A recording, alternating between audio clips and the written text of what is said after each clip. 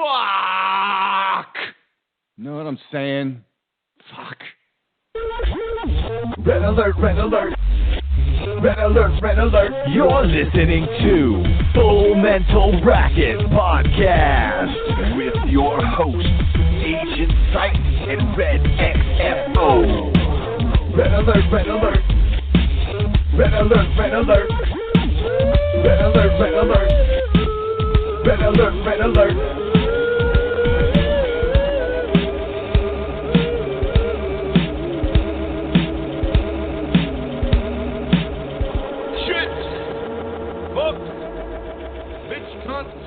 Dag nabbits, dollygangan, bronco biscuits, doodly doodly doodly dong ding dong. Shit. That's a proper start. Posting it on Facebook live now. Everybody join the party. Hello. Hello. Full mental racket. Half full mental racket. God damn it. It's a sorrowful episode, ladies and gentlemen. You may have already noticed quite a difference in what's going on. Yeah, that's right. It seems, I don't know, not as colorful. Not as colorful. That's a good way to put it. We are missing a color. We are missing the color red, although I have a red pen to mark off things as I get through them. A small reminder of my friend. Yeah, it's a sorrowful day. We here at the Full Mental Racket are no longer a we. I was broken up with last night. Yeah, time constraints. Family man living far away. At least that's what he says. But I know the real reason. I know the real reason why I'm talking to myself today. That's because I forced Red to watch 15 minutes of Amy Schumer, and I did not apologize. And that's basically the undoing of the show, ladies and gentlemen. I'm quite positive I can lay the blame on Amy Schumer, but that would be not responsible of me. The blame is all me for having forced him, knowing full well how bad it was going to be. See, I subjected him to it willingly, and that's what's changed the energy around the temple, because of my total disregard for the feelings of comedy in my partner. So, Red, if you're out there, I'm sorry I made you watch Amy Schumer. I know, dude. It's probably still like echoing, visions in your mind of that thing going across the screen and waving her things around. Anyways, I don't want to talk about her, really. It's bad enough that she exists still. Well, maybe I will. You know what? It's a half full mental racket. Fuck Amy. She's still complaining. I did watch some, what was it? Dave Chappelle. And I mentioned that last week. We mentioned that. And that was good. I ended up watching the second installment of Dave Chappelle. And you know what I thought? I'm asking myself this right now. I thought it was not nearly as good as the first installment. Not nearly. It was like 25% as good. I was less impressed, that's for sure. So he came out swinging hard. Second at bat, I don't know. It was kind of just a single, maybe a double. So I hear there's a third installment coming. So let's look forward towards that. Full Mental Racket, episode 15. It is the 30th of March, 2017. And last week dealt with bullshit where I couldn't get on, or it wouldn't let me on, to connect with the world as we do so well. And, this week I was like, okay, it's not going to fuck me again. And it didn't. I'm here. It's on time, obviously. It's willing to work with me. Thank you, internets. But I did want to try out the Skype connection today because as far as I can tell from what I've heard from people, motherfucking speaker going out on the right again. Pisses me off. world. Ugh. Anyways, I was trying the Skype connection. It was dialing up. I got all my passwords in. It's like, you're going to call this person, and it's ringing. Blog Talk Radio. Please enter your password or the host pin. Well, how the fuck do I enter the goddamn host pin? I see it. I know what the host pin is. I can look at it. I can see it, and then I'm scanning part of this fucking Skype interface for some, where I tried just hitting my number pad. That doesn't do anything. I tried opening up the number pad on the Skype, like, getting out of the main window and going there. That doesn't do anything. Meanwhile, the Skype lady is telling me, hey, I didn't hear you enter at least 4 digits on that pin. Just letting you know, I'm listening. I can't even tell her that I'm trying to find it. She has no sense that I'm doing anything at all because no button whatsoever relates to what's going down. And so I protest, people. I protest in this day and age that I can't make a simple Skype connection when the option is presented to me. This is fucking bullshit. Like so many things. Fuck Skype. Although I'll give it a try again. All right, so this episode is going to be bizarre. Can you tell? Can you fucking tell?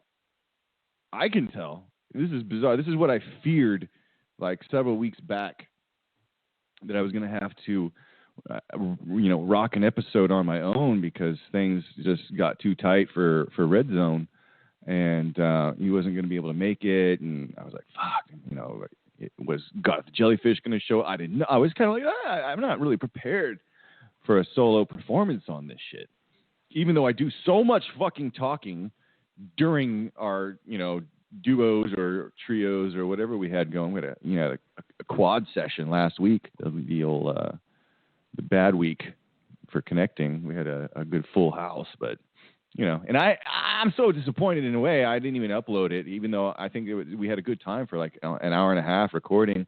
I don't think I ended up recording that much of it because I'm not used to doing it the different way. I get kind of stuck in what works, and I've got it all linked up, and I was doing whatever. I'm gonna bitch the whole fucking time. But what's interesting about this episode is I don't know. You're gonna kind of. I watched this Jordan Peterson. I keep throwing that name dropping Dr. Jordan B. Peterson on y'all because I really want to share the knowledge and get affirmation that I'm awesome. Anyways, I watched this. It was like series episode 1. Wait a second. I've got my gear. I can pull this up real quick. Let me go into my history of YouTube so that I can present you the facts as they are meant to be. Don't fuck with me. Don't fuck with me. Where are you? Where are you, you little bitch? Okay, here it is. So Jordan B. Peterson, 2017, Maps of Meaning 2, Marionettes and Individuals. It's a pretty long, video. And he gets into Pinocchio and Geppetto, and there's a whole thing before that. That's like an hour and a half in. He finally gets to the Pinocchio stuff. There's this whole preamble of describing basically what, getting down to what your conscience is, inner voice, establishing that and what the fuck that is. And this episode is going to be probably focused pretty heavily on a man and his conscience, since I'm talking to myself here. Y'all. I'm gonna turn up the gain on my mic so I can lean back a little bit and not be licking this fucking mic. Oh, is it louder? Oh yeah, that's real good. All right. So, a man in his conscience, that's what we're going to be experiencing, and that's just the way it is. Although, let me go ahead. Full Metal Racket, feel free, all you people out there, if you want to interact with me, Agent Psyte, and God bless you if you do, feel free to call 619-924-0762. Otherwise, I'm going to be talking to myself. I'm pretty sure that's just how this is going to roll out. Anyways, It's a weird one. There's a lot of weird energy out there. A lot of it. Yeah, hold on. This episode, by the way, is sponsored by water and week-old wine. That's right, ladies and gentlemen. Water and week-old wine. I am finishing the last glass of a Barefoot Merlot that I opened at the beginning of the week. I've successfully drank this entire bottle by myself over the course of the week. And I'm kind of proud because it's kept me off of the, for every glass I've had each day or so, it's saved me the whole, 6 Pepsis, which I really need to do.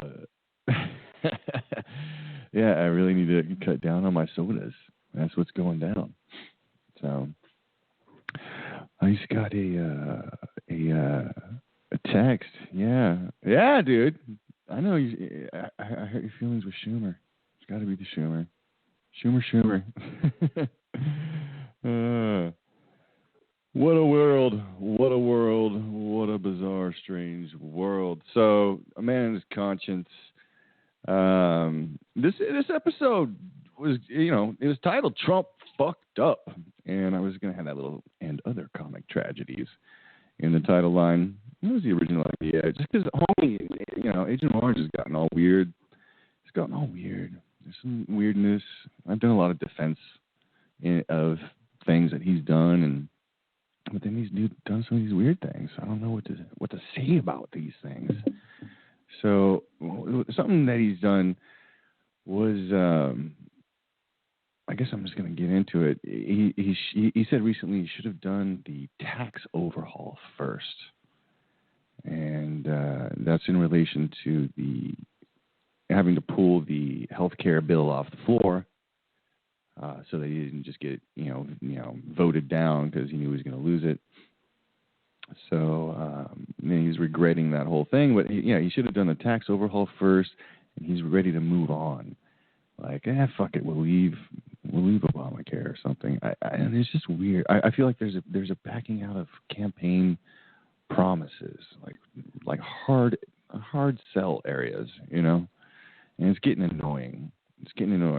And maybe I'm just not seeing the tactics in here, but I'm starting to get a bit upset here with this fucking person.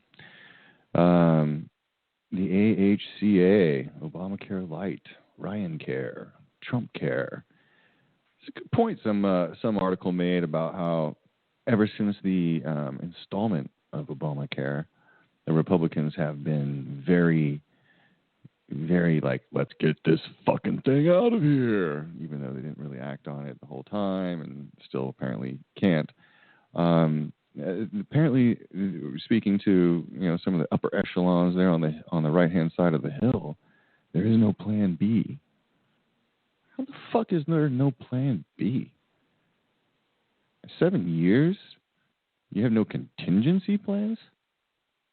There's no ex-military serving in Congress or the Senate that have that training to understand. Well, you need a fucking exit strategy. If shit goes sideways, you need a second approach. Are you kidding me? It's just the way that we're being talked down to as real retards is difficult. I'm not sure what's going down here. Red didn't. Red. Yeah. Did you? Is the signal coming through? What's the what? The Amy Schumer? What? I'm not sure I understand what you're wanting. What? All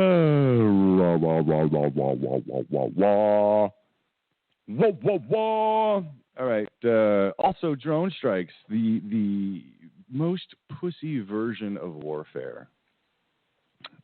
I know it protects our troops. I know that. But war is supposed to be dangerous. It's really fucking terrorist, terrorizing. It's really horrible if war suddenly isn't dangerous and there's no risk, because then you can just go, you just push the button and kill things. That's dangerous. That's dangerous.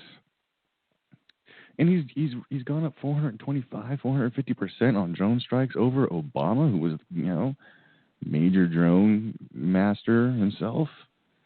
Really? He did say he's gonna be militaristic, but really, man? And then again, there's also talk of boots on the ground in Syria, or all these other. This is the part of it I knew kind of was coming, that I was gonna be pissed off. So I'm just being pissed about it because, war, and more war, fucking war. Rally the troops. Rally around America, there's war. Everybody, there's war. We're gonna get through that door with more war. Hell yeah. Hell yeah. Sip of wine. The little micro sips. I drink little micro sips. Oh my goodness. What else? The promises.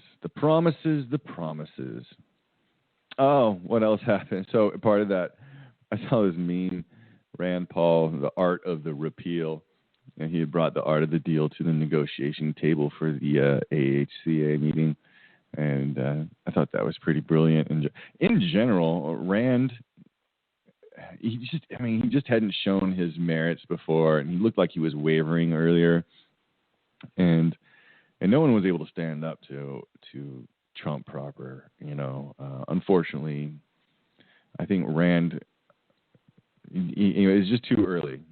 Maybe in 4 years he's looking at a run himself and to take out the Trump early. I don't know. Hey, I got a call. That's fucking crazy. I'm not even looking at this fucking thing. Like, who's fucking calling me? I said call me. I don't mean it. All right, I'm going to bring this on. Let's see here. Ringy dingy dingy. You're live with Half Full Mental Racket. Blood, guts, war. Blood, war. Yes. Yes, war. Blood, guts, war, more war whore. I'm a whore for war. Yeah, war horse. War horse, yes. This Mojoe. Hooray, bro! Yeah, buddy. War horse, dude. What's going on? Yeah, that sounds like a good show. War horse, right? Yeah, like it's on A&E. War horse, yeah. War horse. For real though, we should start writing some shit. Yep. Fucking nuclear bombs in the vaginas and shit. Dude, how's that gate? How's that gate working out for you, bro? How's that gate? The gate's working pretty good, man. Right? You feel that? Solid fucking pretty connect? Good. I feel the gate. The gate's the steel. Gate's locking it up. Mm-hmm.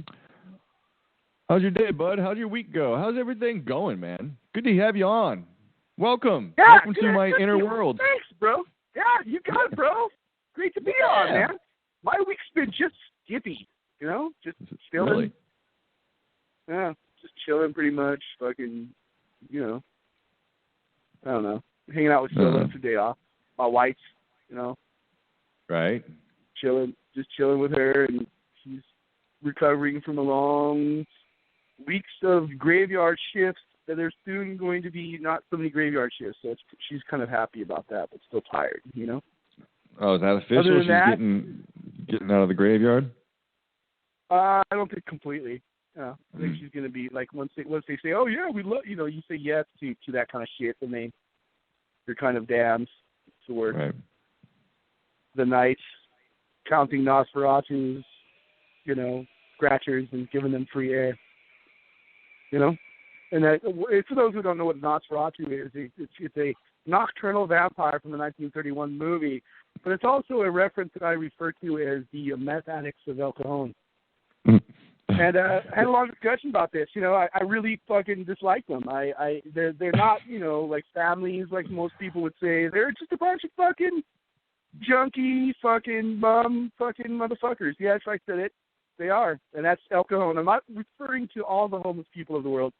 I'm specifically referring to the junkie homeless losers out here in the beautiful city of El Cajon, California. I thought you called it a rat Nosferatu. Yes. Nosferatu? Nosferatu, yes. Nosferatu. Nosferatu. Rats, right? Veratu? No, or Veratu. just straight up the old school version is what you're using, Nosferatu. Yeah, just old school version of the, okay. of the one that so this is a locale specific derogatory term for the homeless of the El Cajon vicinity, inside the box. No, I wouldn't say that they're homeless. Because they've even said that this is a choice. So they're bums. They're not homeless. They professional have a choice. bums. Professional homeless. Bums, yeah. Yes, professional homeless at the home base of Broadway and Mollison of El Cajon, yes. Super special things to the world is freaking me out. When you're walking to your car and you're getting in your car and your door is locked and the window's up, you don't want someone coming up and asking you for change at your fucking window. No. Nope. Not cool. Yeah. I'm following Dave Chappelle's advice. When a black man knocks at your window and asks to talk to you about something, you don't roll it. You keep that window rolled up. Right. That's the way it goes. Did you watch the second installment? Obviously. Yeah, it was all right. I mean, it was cool. I think by the time I'd seen the first act, like by the second act, there were some funny parts to it. I thought definitely in LA was definitely a lot more like raw and harder. Yeah. Kind of funny, Definitely. I mean, I liked it. I liked how he tells us how it is. I think it's real from his opinion, and like he's not afraid to hold back. And he was definitely trying to offend people, and that was fucking all about what comedy's about. You try to offend people, you wake them up, shake them up. If you're offended or you're laughing, you did the job well. Right. Yeah, you hit good. That's what you're supposed to drive that line. Yeah. Looks like Jimmy Sly. Looks like Jimmy Sly wants to pop in here. Let's bring him in. Let's bring in the Sly guy. Let's see here. Jimmy Sly, what's up? You're live. Hey man, how you doing, man? Yeah, man, I'm hanging in there. How you doing? Man, I'm just now just being able to tune in, man. I had to my sister, they had the 85 collapsed in the highway. A portion of it collapsed in Atlanta. So, which is kind of crazy. You're not in Texas anymore? Yeah, you're in Texas, aren't you? I'm in Texas, but my sister is out there. So. Oh, okay. Okay. Yeah. Like this freeway collapse in Atlanta is holding you up? Freeway. Wait, this is the craziest part. It caught on fire. They haven't, from what she's telling me, they never mentioned what was the cause of the fire. Well, in Georgia, the freeways are made out of wood. Oh, that's right. That's right. Wood and spit. That's how Isn't that crazy? Together. That's insanity. But anyway, so what's the topic real fast here? What's happening, man? We're talking about the Nosferatus of El Cajon. That's what we were talking about. That's where we were talking. Yeah. Homeless bums of El Cajon, and then we're talking about the professional homeless. The professional homeless. Professional homeless bums in El Cajon, so they can get their smack and their crack and their twickety twack. Right. Right. That's funny. Jumping get it all at once. One-stop shopping. Show some compassion. Show some compassion, guy. Jeez. Yeah. Don't you know that they don't? That's not a choice. Well, let me say it's a choice. Then it's a fucking choice, right? Oh, come on, you gotta be a little sensitive. No, don't want to. Got my own shit from Brogus Fudge. Been desensitized. Overload. Nosferatu I'm overload. telling you a story about your life. When I tell you no, I don't want to give you fucking $1 or change. Stop doing that. Done. You know what they should do? This is my theory. I don't know about you guys.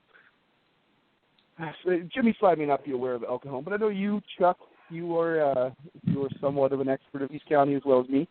The old police station, that no one's doing anything with. I don't understand why they don't just, establish some sort of a sober living home at the old police station. I mean, it would make sense, right? You got all this room, You know, you got a fence.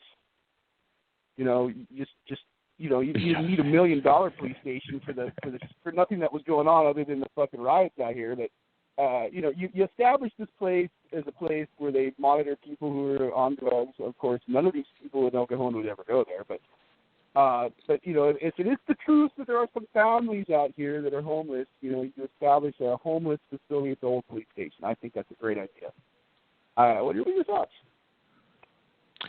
What is the old police station? Did they move from there? Broadway and Mollison, over by Home Depot. Oh yeah. Durr. I don't even understand why they moved out of that. I mean, what a fucking central location for keeping track on what's happening at fucking the mall where mad amounts of theft happen. God damn. Yeah. Where did they even move it to? Where's their new office? They built a huge fucking $billion facility over off of fucking Magnolia, right by the courthouse. Okay. Yeah. And with the extra money, they allow helicopters to fly every night over El Cajon for no reason. For no reason? For no reason, yeah. Just to make it seem like Nazi Germany. Just to make it seem like a ghetto even more. They have helicopters flying here nightly. Sometimes it's for a reason. Sometimes it's just to fly around. Just to fucking fly around. Just to fly low. When I moved to Spring Valley, it was pretty ghetto. You know, it was like 13 years ago. And every night we heard there were so many choppers all the time. I mean, I had SWAT on my street like 3 times in the 5 years that I lived down there on Lamar Street, or 6 years. Yeah. And it was just, you know, I used to have to patrol the property because we'd have people coming in over the fence stealing shit. So I used to roll around with my loaded firearm, letting people know I'll fucking kill you. I'll pop your ass. And, we gotta remember one thing: the whole world's a ghetto, man. No how much they try to polish the turd with new turd polish, the whole world's a ghetto, man. New turd polish. A giant gutter in outer space. Yeah, just one big ghetto. You know, can't go anywhere without it being a ghetto. You know. Well, sounds like Dallas, Texas. Ah. Well, when you getting out of there? You know. You ain't kidding. Mm-hmm. You know. When you gonna leave? When you gonna leave Dallas, Jimmy? Very, very, very, very, very soon. I haven't actually put a date on it, but it's very, very, very, very, very, very, very, very, very soon. So yeah, I'm trying to understand what your very, very, very, very, very, very, very, very soon actually might mean, because I think it means like, I don't know, 8 years. 8 years, or possibly when I'm already in a nursing home. You know, we're nursing homes, and you're like, I'm finally made it out, bitches. I've been in this joint too long, so it's time to like move on. Roll out. It's, yeah. It's just anyway, man. It's I don't know. You know, I'm getting older too. Also, and certain shit that gets, you know, that I wanna experience while I'm alive, like letting the birds chirp and let that be happiness, you know, and stuff like that. It sounds crazy, but you know, we are always on a mission, always going somewhere, always have something to do, and we're missing out on life totally. So we're getting robbed. That's what I call it. It's getting robbed of life, and it's very well orchestrated plan for you to not even notice that the earth is beautiful, you know, and life is beautiful. So, you know, keep your focus over here, with shit. That's all I know. And Dallas is good at that. Dallas is good at keeping your mind focused on other shit other than living, you know. So you guys got San Diego. It's beautiful. It's always beautiful. You get a chance to see that beauty all the time. It's beautiful here, but we miss it because everybody's trying to get something, you know, trying to do something, you know, making other people happy and accolades and all kind of other shit that you want, and you know what I'm saying. So after a while, it's yeah, you're describing San Diego too, man. I think it's no matter where you are, there you are. You know, and if it's beautiful, it's beautiful. But you know, if you're cynical, and everything, it doesn't matter how beautiful it is. You know, it's just you know, it's like shit. You know. Right. Man. We're just getting, can I say butt raped? We're getting butt raped in life right now. I mean, nobody's even thinking about it, but it's actually, hey, don't stick it out. One of those kind of feelings. Yeah, there's so many punches happening that you can't keep track of, you know, the sticking in your ass. Yeah, you're just getting mauled like, oh, somebody fingered my butt. I didn't even notice that one. They got that one easy. Right. Yeah. There was Go ahead. This guy was talking about the homeless, and he's seeing a lot of homeless people, kids, young people, and so he posted online and stuff on Facebook. And you know, you got to think about what really happened. What has happened? So you have mom and dad on drugs, and your grandpa. What happened to grandma and grandpa and aunties and uncles and all of your relatives? And why are people not sticking together anymore? Drugs. Definitely drugs.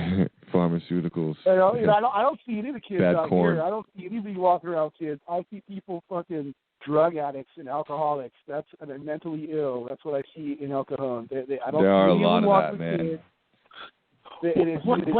What age range would you say are you seeing the most of? Are you seeing from like, let's say from 30 to 50 and then 50 is past, or are you seeing from 20 to 30, or what age range 20 all the would way you up. say? 20 all the way up. Mostly people like in their 30s or 40s, some in their 50s more than less, but most of them are fucking just junkies, dude. Yeah. You know? They're just fucking junkies. Like that El Cajon Transit Center on Marshall.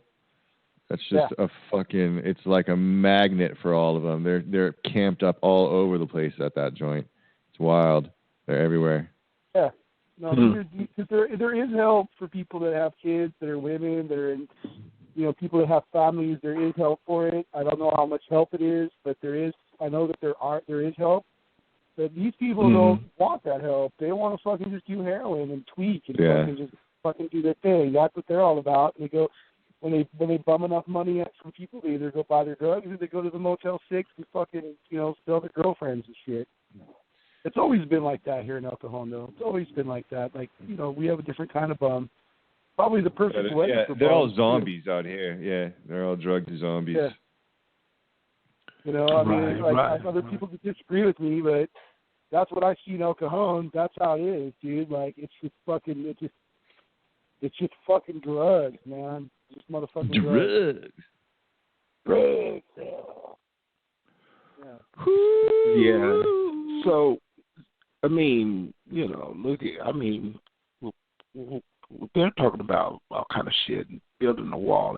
A wall is not going to keep out drugs or anything that we don't want. The bad part is it's going to entrap all of us where we can't leave. So, and once, you know, and because America is becoming very drugged out. Huh? There's nothing good down in Mexico.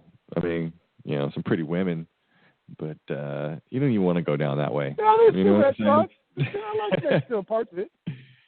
You know, yeah, like the barren parts, the open parts, the areas where you're like alone in the country. That feels good. No, there's Puerto Nuevo, there's Rosarito, man. It's the cities of stuff. Yeah. I mean, I'm supposed to go back down there, but you know, for tooth and shit, get fixed because I can't afford it up here. Like to get my tooth looked at or even fixed, I have to go down to Mexico, go get it fixed. You know, because I can't afford it up here. But anyway, I have to go down there. And I don't like fucking TJ either that much, man. I know my way around it, but I'd rather go to someplace that's small, like small town. You know, I like that better. It's less drama. That's weirdness. Like you go down to TJ, it's like LA and fucking Blade Runner, you know? Like right. You know, fucking legless motherfuckers, and you know that's when it gets weird at night. Like I you know, don't go to TJ at night. Right. Don't do it. Right. unless you're on a donkey fucking fest. I've heard about that one. Well, we're going to talk about, like you would say last week, they were going to be talking about Black Knight. I don't mean to fucking, hold you hostage to this fucking topic. Like, talking about Black Knight Satellite? Black Knight Satellite, yeah, the right? Black Knight Satellite. I'm all. It's been coming up in my YouTube suggestions for a while, and so I started watching some shit on it, and I was tripping out on Tesla. He apparently detected this thing when he was doing some of his radio experiments, and various guys. It was tying into. I just watched this one the other day that was going on.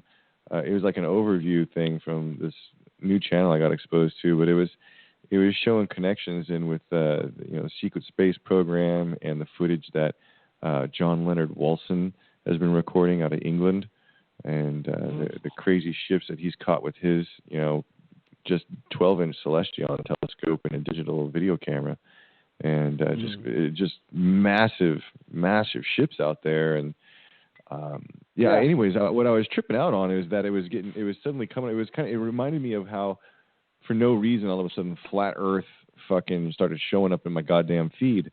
I had no questions about whether the Earth was round or not, and I'd never searched it. I had never, as far as I know, not watched anything related to flat Earth conspiracies or anything. But all of a sudden, it just kept getting hammered into my suggestions. And finally, I watched a few of them, and whatever. But no, I just started seeing this Black Knight thing coming in. I'm like, okay, well, what is this about? Do I trust this? Is this got something valid to it? I'm curious. It's have you heard of it, Jimmy? What the Black Knight satellite is? No. Inform. Please. Yeah, so it's this satellite in our orbit that is supposedly at least 13,000 years old, and it's been caught like on NASA footage, outside the the window or something, like it's got this very peculiar kind of shape. It's been caught in different missions, different days and all that. So it's something that's out there, but it's like a protector kind of satellite or something. I don't know. I'm not sure what all the lore is. Joe, do you got any more info on it?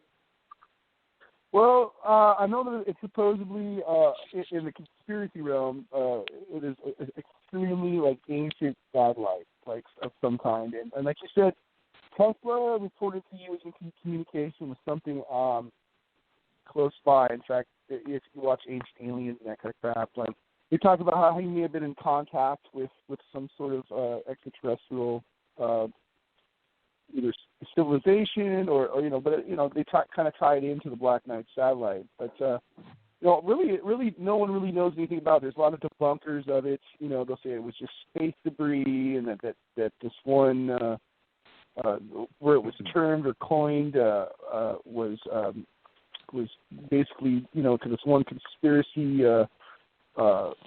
I don't even know the guy's name, but whatever. Someone's kind of researching it for a while, and all I have is theory, man. For one, if it's an ancient satellite, is it recording information of the Earth? If it's an advanced satellite, that's just a theory of mine, right? Is it here to observe us? But that doesn't really.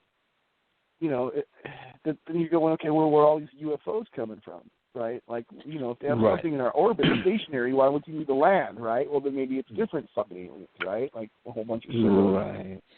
But you're talking about these ships, man, that are showing up, and there's been a lot of stuff on 1310 talking about that kind of stuff, and it goes back to my idea of or theory of that maybe at some point, man, we're coming close to a time where it's going to be I wouldn't say a first contact scenario, but some kind of fucking we're getting close to it. We're getting close to something. Yeah. Those planets that were just discovered, man. They say we just discovered planets or 4 planets. The Goldilocks zone. Bullshit. You just discovered it, right? You guys knew about this shit already.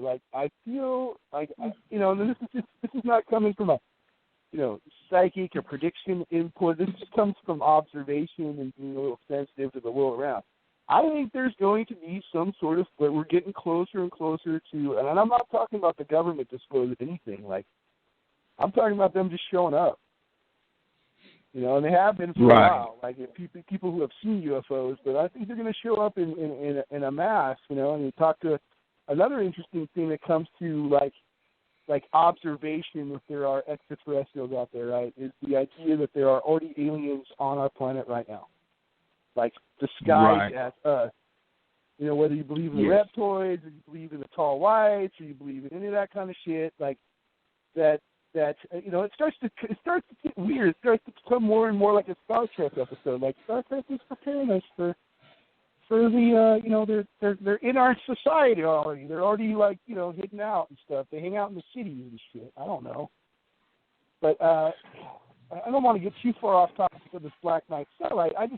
As far as I know, man, it's an anomalous object. We don't know what the hell it is. I think there was something on. There was a Secure Team 10 one where they thought they had video where like someone had shot it down. Right. Did you see that? Yeah. Yeah. I didn't feel it was very compelling. No. The only time I find it was compelling is, like you said, is when there's a mass sighting like the ones out in Kuwait and Iran, or when they find stuff on thermal imaging, or multiple cameras.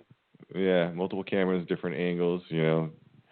Similar event. Right. Yeah, you got to have corroborating. You got to have corroborating evidence. Basically, if it's a one-off 20-second clip, it's like, well, fuck you. I mean, it might be real, but it's just not enough to go on. If it doesn't have people, if you don't show like scale, like if you don't like turn the camera to show you for a second, and like here's how big it is, or here's my hand in front of the camera, like this is something to help narrow it down, so it makes it harder and harder to seem like it's faked footage. You have to do it just right. When we're living in the era of fake news too, man, and people who are able to use stuff digitally, the only real experiences that anyone really has of any, that are these group sightings or personal sightings, right? But it's one of those. Wouldn't it be cool if it was real? But unless I see it, or touch it, or fucking know that it's there, that's what I'm fucking looking at, or even if I don't know what it's looking at, because it's unidentified, I want to know that I have validation for it. Not just follow fucking videos and shit, or fucking read about different experiences, man. Why not, man? With all the bullshit that's coming on, why won't you fucking come already? Talking about war and that's where I don't think that here, man. I really don't think that they're people. I don't think that they're here to spread love. I think they're here to fucking take our resources and fucking, if they wanted to, they could. Nah, dude, they're not here for fucking. They're not doing that. We're already doing that. What if there's a prime directive and it's like, hey, they'd love to help, but non-interference is the rule. We got to let these humans develop to the point that they're worthy. Why is the whole idea between Eisenhower and the Greada Treaty, where supposedly they allowed these Greys to abduct us and do shit to us, and then and trade us for technology, or the idea that we're not allowed to go back on the moon, if it's not our moon, if this is not.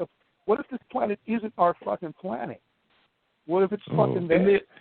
It's a prison planet. There's a good one right there. You said something about the moon, because my buddy brought up something. He said in the daytime, when you see the moon in the daytime in the sky, you see half a moon, how is it possible that you're seeing where at nighttime you see dark areas like it's a lake or a crater or something? How come in the daytime it's showing blue? And so when he brought that up to me, it was like, And, because I've seen it like that, you never really pay attention, and maybe it's the lighting that's coming off of it, and maybe it's shadowing or something. I'm not sure. But here's another point towards that they may not be our friends. if Solar Warden is real, and these things are our friends, why do we have to have a secret space defending our solar system? Well, I think our government wants it like that because they got us busy on worshiping money so much to where they don't want us to stop doing that, because if we started knowing and really having contact with the other beings, we have to have other brothers and sisters. Regardless, the universe, they say, is too old for us not to have an older brother or older sister somewhere in the universe. So I think they want to block us. There's these guys that are skywatching with the thermal cams, and they're recording what appear to be space battles. You know, like there is some shit going on, kind of behind the scenes, outside the visible spectrum, the human visibility spectrum up there, and there very well could be some battles, and who knows why it doesn't touch down more here, and then again, maybe Earth is a really big place, and really the people that have the internet are just near the cities, and that's probably what, like 1% of the land mass that's on Earth is cities, and the rest is just this open fucking empty area. Right. So a lot of shit, looking like a meteorite crashing, maybe that's a fucking downed UFO, but it's landing, a fucking remote jungle, or God forbid, the fucking ocean, which is 70% of the fucking surface of the Earth. You know what I mean? Right. So maybe there are stories of stuff happening here on Earth. There are stories. There's the Dulce-based fight, right, where that guy who was an engineer. Yeah. Adam. Was it? What is his name? Was it Adam something? I forget his name. Lorenzo? He came out and said that he was building underground bases for the military, and he had drilled into a section, something like that. And they found him strangled with like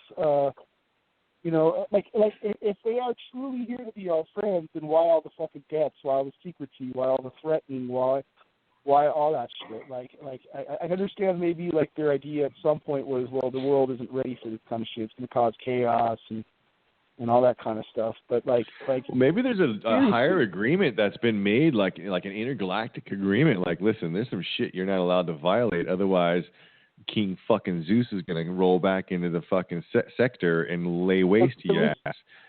Maybe they're not allowed to disclose themselves. I don't know. Why are they testing our weapon systems? Why are they testing our weapon systems? Why are they testing? Right. Maybe they're allowed to do that. Turning off. That's what I'm saying. Maybe they're just under like a rules, like, hey, you got to do all this shit covert. You can sell the humans' arms, but you can't expose where you come from. Well, what about the aliens over the world, right? Like, they died from our own diseases, right? But the best way to get inoculated from our own diseases is to abduct us, take our DNA, find a way to fucking get them immune. They can fucking walk around the fucking Earth. Well, let's go back 10,000 years. They're coming for you, Joe. They're coming for you, Joe. Yeah. I know, I'm just saying. I just don't think they're people. Think back 10,000, 15, 20,000 years, and apparently they walked right somewhere they had to walk with us, because how did man know what to eat, what not to eat, what to do? This mineral is we would have never had that information. I mean, just through just a basic process of growing from whatever theory you want to say we probably grew out of. But they had to be here. So somebody had to, teach us. And so maybe we see I think it's money. I think the whole premise of keeping us away from knowing what's really going on is the fact of the matter. They got us thinking we're going to be, you can be rich. You can, our civilization has become this money-oriented freaking civilization. I don't care how you put it. We're missing out on total life. You just share the technology with the apes. You give them cell phones, and that way they're not looking at the sky. Right. Save them. Right. Save them with the technology. Right. It's just everything played together. You know, it started with Lifestyles in the Rich and Famous Dynasty in Dallas. You know, and then all of a sudden, and so it takes us away. I mean, we're getting robbed, man. And I think, I don't know, you know, we've probably been seeing, people have probably been seeing and filming more shit, but you got a government that is willing to snatch up any video and put out a fake video of something similar to the shit, ask that person to compare, yeah, that wasn't about shit. Someone, somewhere, and we're not, you know, this is just my personal opinion. It's just, they've always been here. And there's no way possible that we can actually think that they ever left. I mean, it's impossible. So, yeah, in certain forms, that some are good and some are evil. I don't think all of them are evil. I think that there is a definitive mission for each one. There is a definite. I'm high. So, right. There. Nice, man. Nice, bro. Getting high, you talking know. about the space brothers. You know, it's Black Knight Satellite, back to Black Knight Satellite. Yeah. It goes back into the theory, like why the satellite here, you know, and there's also theories that, like, and I know you've looked at this stuff, Agent Psyte. You look at, you know, the moon. We both have had like what are the structures on the moon? What's going on with the moon? Yeah. There's you know, if there was an ancient civilization that was on the moon, like that came to Earth, that's another theory. They're more than likely either that, or they're either our installations, they're somebody else's installations, or they're previous artifacts from a previous time. And the same thing goes with Mars too. Like you look at Mars, like I think I was watching once again. I don't know why I'm just connected with your Team 10. Sometimes their stuff is cool, sometimes it's like whatever. But one of the things they were talking about is they would give those 13 million pages CIA was releasing about UFOs and some of their clandestine activities was sending coordinates to a psychic to remote view on a certain location. And which goes back to this, you know, ancient artifact, the Black Satellite, the Black Knight Satellite, right? It's an artifact from an ancient civilization. Is that at some point, like that there was water on Mars and a civilization on Mars, and somehow it died off, and then it was migrated over to Earth. You know, in some way. You know, all theory and conjecture, of course, but it goes right back to us being a lot older than we feel we are. There's what's going on under the ice of Antarctica right now. There's been, you know, John Kerry, Buzz Aldrin, and a few others, you know, businessmen are going down to Antarctica. They found this kind of anomaly under the ice that is being picked up by satellites, but of course, you know, no one else knows what the fuck that is. I wish the Earth would warm up, you know, and wipe out a lot of cities and people. Yeah. And show us Antarctica. I mean, it can freeze back up, you know, a few years later, but let's just see it. I'm sick of not knowing. That's a good one. Well, you know what I mean? That's the truth. Clear those roads, like the water comes back down when the ice refreezes, and all those cities are, you know, just a little rusty, but for the most part, they're all laid out for you. You're good, you know. A lot of places to live. I thought it was really interesting. And this is something I've been doing lately. Is you guys both know that I'm into magical studies and occult, you know, occult literature, and I started doing sigils. And once I started doing sigils, okay, it's not that weird, dude. It's fucking pretty cool. I started noticing that, like, advertisements, like sigils are everywhere. Like it's a form of magic. As a form of your will and intent, right? To sigil out of letters, right, or numbers or whatever, and then use the remaining numbers after you cut them off to create a magical seal of will and intent with a circle around it, correct? Well, I'm seeing this, like, now that I've been doing it, and now I'm seeing it like, fuck, man, look, there's an Occo sigil. Oh, look, Ford's got a motherfucking sigil. Like, that they're using this shit. It's just as valid, or maybe is valid or crazy or not. I don't know. Maybe it's just my paranoid brain, but I'm seeing that shit everywhere now. You know? Well, right. It's because it's part of how, the research shows how to enter into a person's mind and through symbol and stuff. So they're all using it. Subliminal seducing. Yeah. Definitely. Yeah. Not surprising. It's probably ancient. Probably an ancient. It's not ancient. I mean, it's not totally ancient, but the one, he was an artist in occultist during the time, like Aleister Crowley and stuff. He wasn't really involved with Aleister Crowley, but he was the first one. His name was Octon Osman Spar, and he was one of the first, what they would call the grandfathers of chaos magic or symbolistic magic. But I mean, we've had symbols, going all the way back to ancient days and stuff. Almost anything that is considered like some sort of a magic or occult symbol is more than likely a sigil. But it didn't become as far as he kind of uncomplicated the whole procedure without all the rituals to provide results, which this guy did. Right. Yeah, I would think sigil, it relates to some like fundamental patterning of spatial recognition, of object recognition. The triangle, the circle, the squares, dodecahedrons, icosahedrons, and stuff like that. Yeah. And interlaying those and how visual patterns trigger parts of the brain. And it's an intent. It's a science. It really is a science, and I think it is an old science. It is an old science. That's why these Egyptian hieroglyphs would have a lot of symbology, a lot of meaning behind a single little image. There's once you learn how to read it, you know what I mean. There's a whole bunch of encoded information inside of it, and that's kind of what they want. They want encoded information so they can tap into a lot of different parts of your brain. And your consciousness.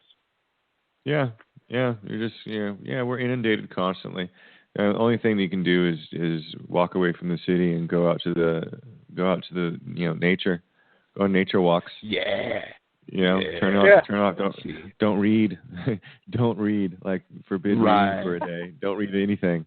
You know what I mean? Yeah. Just avoid all lettering and just get out, drink some water, eat some fruit. Walk around, smell the grass. I like how Alan Moore put it though. Like Alan Moore, he's a comic book writer. He did the Watchmen and stuff. But there's a little video of him and how he on his 40th birthday decided to scare his friends by saying that he was a magician. But he was saying in order to be a magician you have to study and stuff. But one of the things he was talking about was how the primitive, the earliest forms of magic are art and writing and music, dealing because each deals with kind of a mathematical kind of symbols and certain things unlock a part of that to open up the subconscious and enter an altered state of consciousness in a sense the ideal is to not without having to go to drugs or anything else to get to that form of consciousness, right? But it's been corrupted by advertisers who've taken this art and turned it into something kind of dark or kind of for ill intent. It was pretty deep. I thought it was really interesting that and then when I started seeing that stuff and I started seeing it all over the place, I was just like, fuck, man, this is real. It's all here to get you to buy. Like we were talking, like Jimmy was talking about earlier about being asked backwards. It's like being pushed, right? Well, are there any positive sigils? I mean, yeah. There's some that are proposed to be. One that I posted the other day. You think? Basically all it is you say my life, or you state your intent, or whatever it is. There was one that I'll put one on. Do you want me to send you one right now? Show you the positive sigil. I thought it was that out. It's not in a circle because it has to be charged. Okay, let me look that up real quick. Yeah, I would like to know. Mine is how to fly. I believe we used to fly, and we didn't have to have the transportation shit. that we have now. And so I think that that's one of the things that we now, I'm talking about, we're really getting robbed. You know, we're not even thinking about it on those terms. Why do birds still fly away from men whenever we get close? Why do they, and then, you know, and why do they fly so far away? You know, so maybe we could fly at one point, and we used to pick pigeons up the sky, bad joke, I'm high. Just like me. But we did because of the Coral Reef Mansion. If you've ever seen that and looked up that information and read up on that, the Coral Reef Mansion in Florida. So if you ever have a chance, the Coral Reef, the Edward Leedskalnin. Yeah, the dude that built the mansion there, and and he told his neighbor said that he looked over the fence one night, like late night, and he was flying on a piece of this fucking coral reef that he built, mansion on. And he ended up telling him one time, he said that he found out the secret on how they built the pyramids. Now that was his thing, but he never told anybody. And so it's been a mystery to this day. How the hell did he build this doggone mansion out of these bricks of coral reef that weigh tons? You know. So he finds as far as the way he's got like the doors and stuff, he finds the right balance point so that, you know, things can be moved very easily on a balance point. And he had the pulley system, which is a very powerful type of system for displacing weight. You know, there is a video that I was disappointed to see because it fucked with my belief, you know, my hope in the supernatural construction of Coral Castle. But if you look up Coral Castle debunked, there is I think that's all you have to actually type in, and it should go right to that guy's thing. I want to. What's his name? He's in my. He debunks a whole bunch of different various stuff like ancient aliens and things, and he's really good at locking down, finding some of the pictures that aren't typically included in the legend of Edward Leedskalnin stories that are pushed, because it is used as an intrigue item, and especially nowadays, reporters are no longer doing deep research. Those that do get fired. But as far as like I say, it blew my hope that it was a supernatural construction. I don't know how he got a hold of all this goddamn coral, like where he was, you know, making money enough to buy all that shit. But yes, he did work at night. He did work alone. He did move massive pieces of coral by himself. But the pulley systems that were found on site after he died are sufficient to actually, you know, lift any of the stones that are sited there. What is fed into some of the propagation of the myth is that they found, you know, spools of copper wire and some weird, like, radio gadgetry type stuff, you know, like, was he fucking with electricity, electromagnetism? And he may very well have been able to use that as, you know, some other, and I'm still open to this because he couldn't disprove, this guy that debunked stuff, he couldn't disprove that there wasn't other means used beyond the pulleys. He's just saying, hey, the pulleys are sufficient. If you just use the pulleys, this job can be done. Now, he may have, you know, used an additional, like, he may have used some kind of electromagnetism to offset the weight, if you could tune stuff correctly, the weight of those rocks. Maybe. But as far as this guy was able to lay it out, I was like, shit, this guy's making a lot of fucking sense. That's kind of bummed. And he's showing the extra evidence that's not usually included. Like I said, there's extra pictures of all the equipment that's found there, you know, and the plans. I just put something on your page, by the way, for you to look at. Oh, on my page? Okay, hold on. Let me check it. It's going to be under my wife's name, but yeah, I put it on your page. Okay, you posted some squiggly shit. Some squiggly, my life is filled with beauty, bounty, and bliss. Squiggly line. It looks like L. That's actually not really a squiggly line. Well, you know what I'm saying. It's actually they've taken out certain letters that repeat and any vowels, and then the remaining letters they've turned into a sigil. That's how you do it. It's a P. What? What are you saying here? Okay, you write out exactly how it is on top, right? He says, "My life is filled with bliss and beauty and blah, blah, blah." Exactly how it is.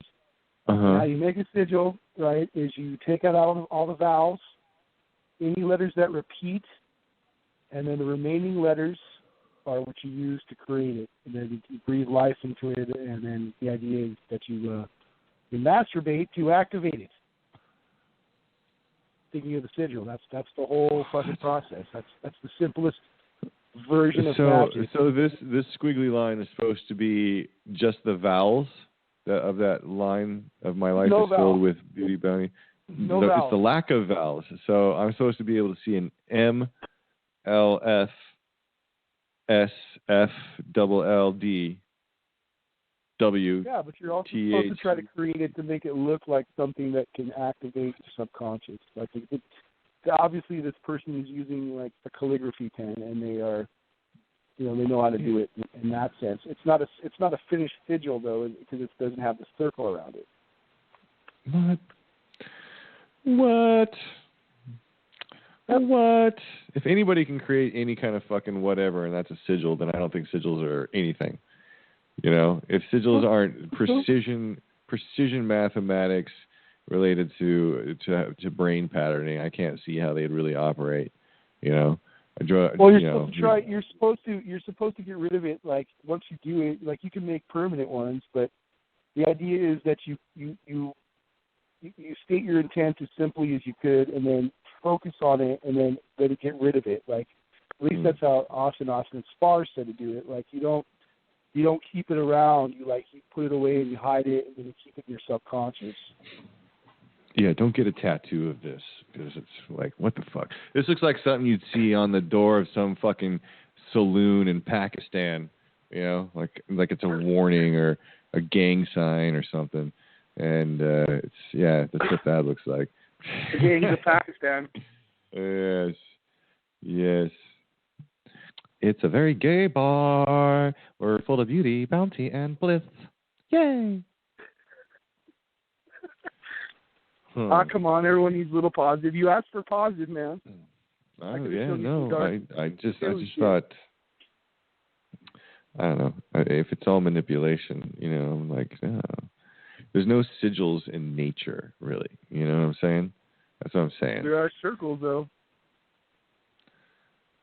Is a circle a fucking sigil? Like it's just a fucking circle? I mean, I guess it could be, but I mean, there's a Fibonacci sequence in nature, so there's a lot of different things. I mean, if you want to get into those patterns, and so, okay. Well, I don't know.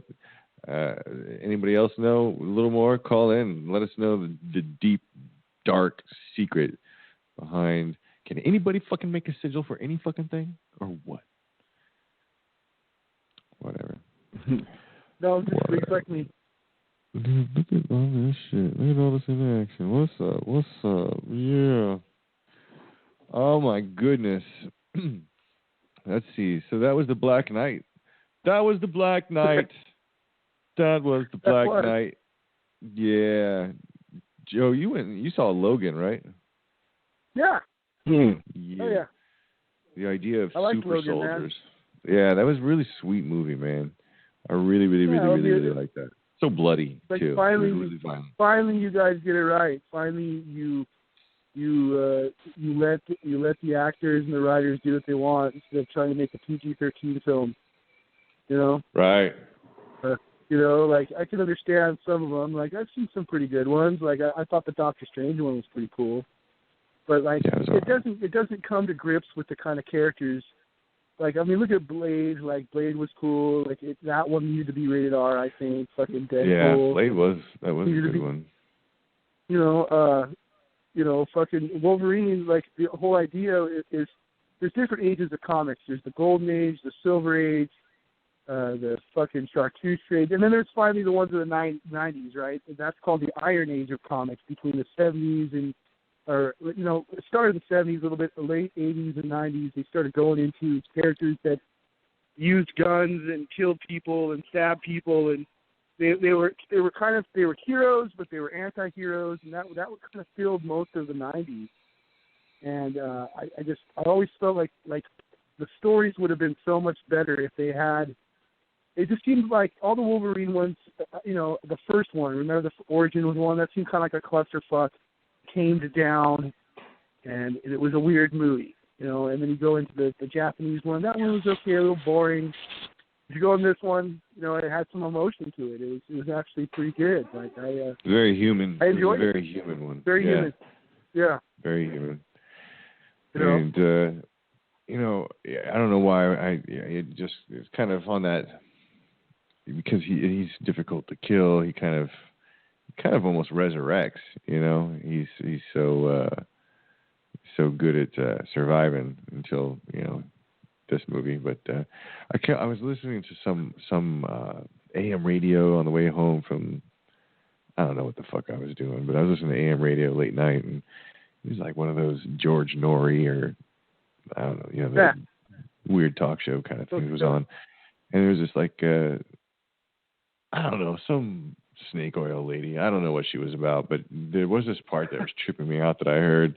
You know, this part that she mentioned of someone, because they were talking about reincarnation and what you see, or, you know, what the experience is as you, like, you know, get close to dying.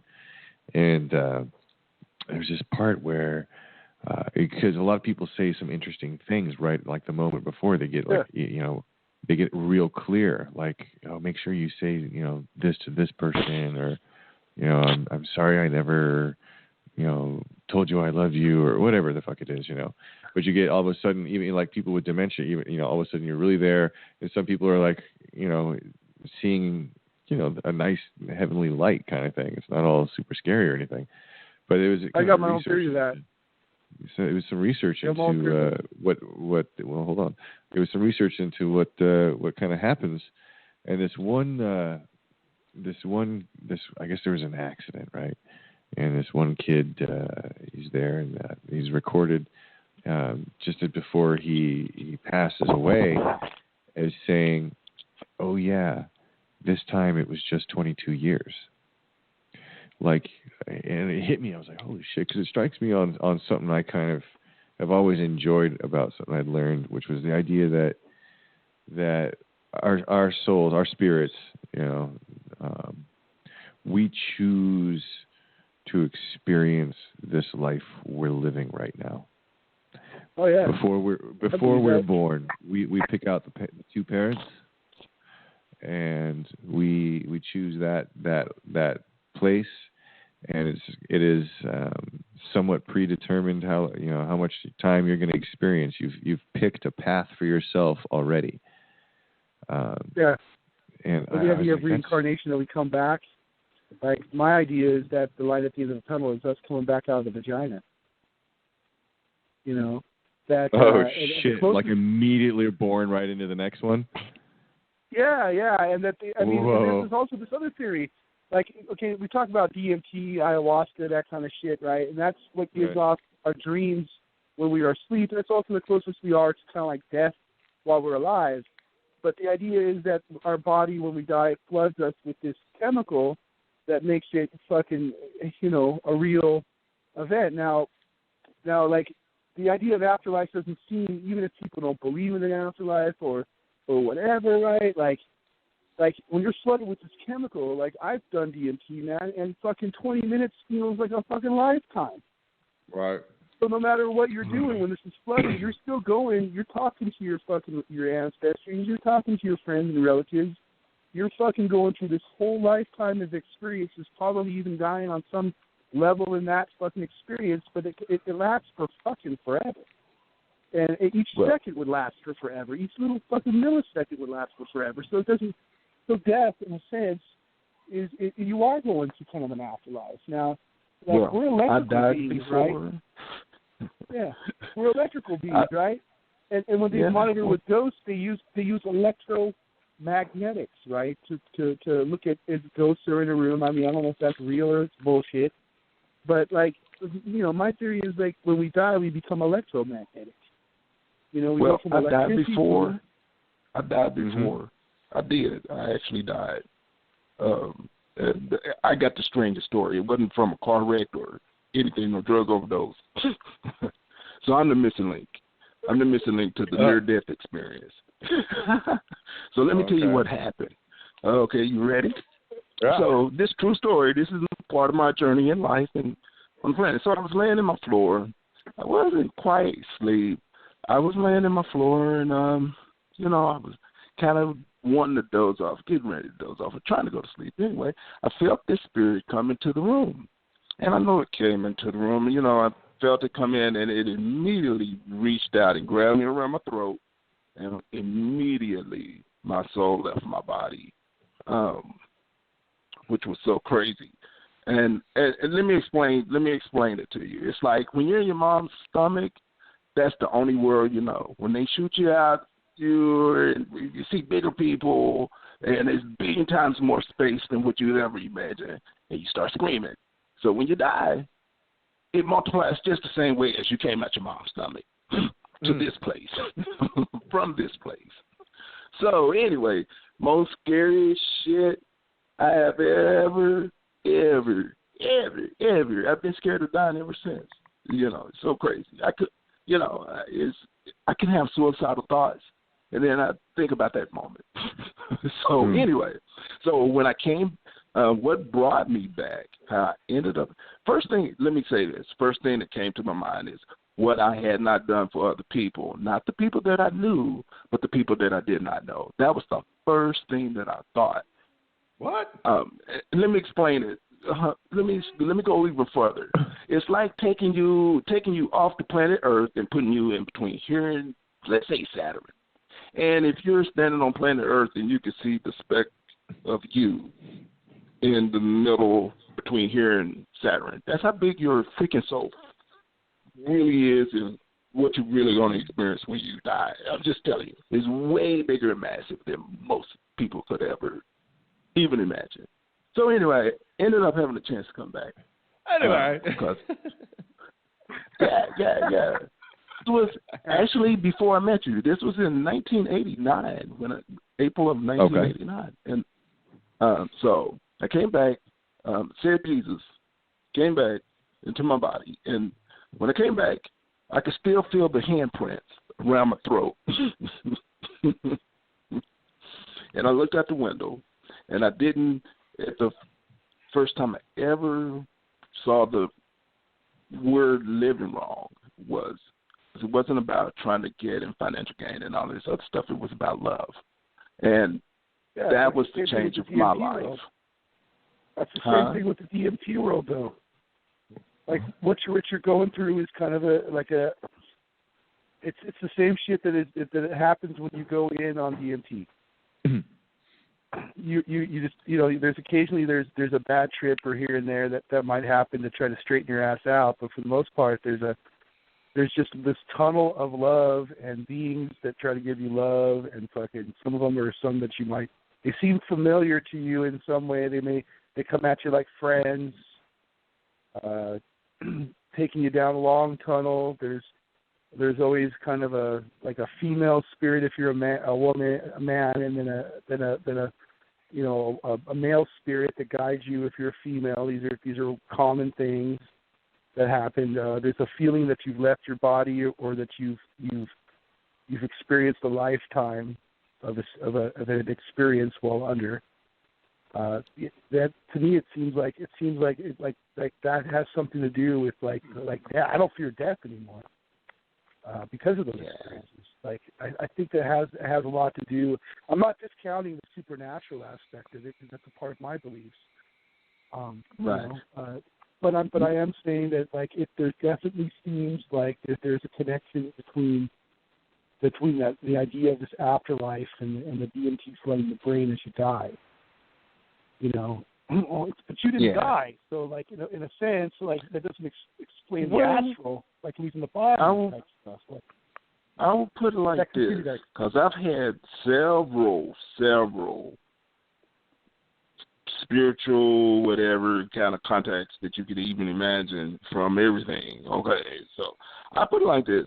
For me personally, I don't want to spend 3 months in that tunnel, because no one has ever died and stayed gone for 3 months and came back and said, hey, I was gone for 3 months, man, or even 3 weeks yet. So we only had a 3-day story. Like 3 so weeks, I'm an hour. Huh? An hour, man. Well, but I'm saying, it is. I'm scared of, and I'll put it like this: I'm not scared to die anymore because we're so terrible on this planet that I'm not scared to die anymore. But at the same time, I'm not in a rush because even for 3 minutes, if you can imagine being there for the next 300 years even, or however long, or even 3 months, that's too much. I'm just telling you. This is my personal opinion from what I experienced. That's a little bit too much. Thank you. I'll wait until I have no other choice than to go there. So, or try my best not to on my own. You know what I'm saying?